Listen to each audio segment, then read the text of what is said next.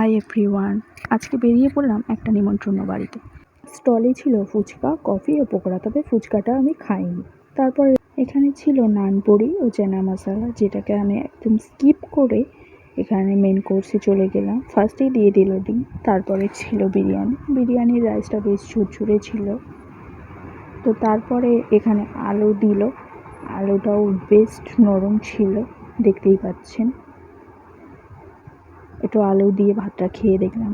তারপরে এখানে দিয়ে দিল বিরিয়ানির মাংস, যেটা খুবই সুন্দর রান্না হয়েছিল, একদম হাত দিয়ে ধরলেই ছেড়ে যাচ্ছিলো। তো এখানে আমি একটু ডিম আর আলু দিয়ে খেয়ে দেখছিলাম, তো এখানে আমার বেশ ভালো লেগেছিল। তারপরে এখানে দিয়ে দিল স্যালাড, যেটা আমি স্যালাডটাও একটু খেয়ে নিলাম।